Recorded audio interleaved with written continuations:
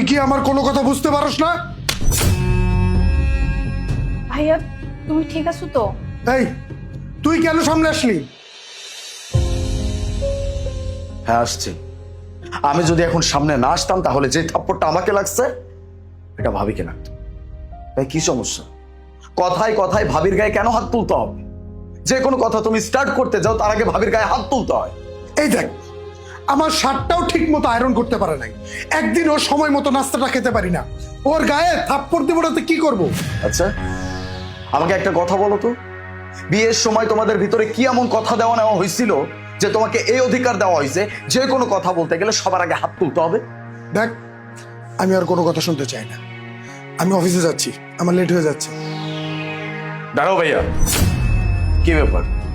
তুমি ব্যাপারটা ক্লিয়ার না করে কেন চলে যাচ্ছ? তুমি সবসময় এই কাজটা করো, কোনো ব্যাপার ক্লিয়ার না করে তুমি চলে যাও। ওটা তুমি করছো, তোমার উচিত ভাবির কাছে ক্ষমা চাও।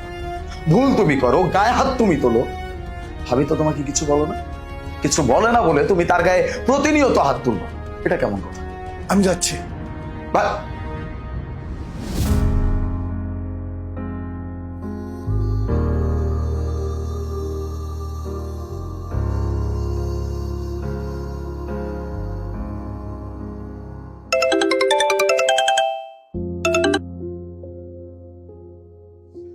হ্যালো ভাই, তুই কই? আছি, এখানে আছি, বলো। আচ্ছা ভাই শোন, সকালে ব্যবহারের জন্য আমি সরি। আসলে দেখ, আমি তোর গায়ে হাত তুলতে চাইনি, তোর ভাবিকে থাপ্পড় দিতে গেছিলাম, তোর গায়ে লেগে গেছে। তুমি ভাবিরে মারতে চাইছিলে না? তোমার তো এটার জন্য খারাপ লাগা উচিত। তোমার কেন খারাপ লাগতেছে? তুমি আমার গায়ে হাত তুলছো। ভাবির গায়ে যে হাতটা তুলতে চাইছিলে এটার জন্য তোমার খারাপ লাগা উচিত ছিল।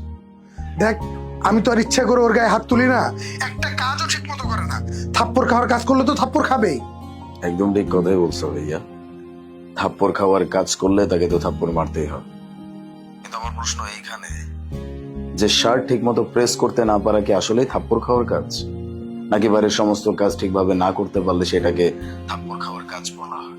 ভাই তুমি কি আসলেই একটা বউ বিয়ে করে বাড়িতে নিয়ে আসছো, নাকি কোনো চাকরানি?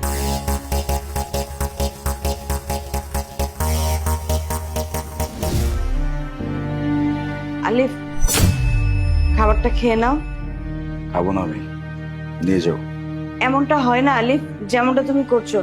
এতটা ওভার অ্যাক্ট কেন করছো? যেখানে ভাবের কোনো প্রবলেম নেই সেখানে তোমার কিসের এত প্রবলেম?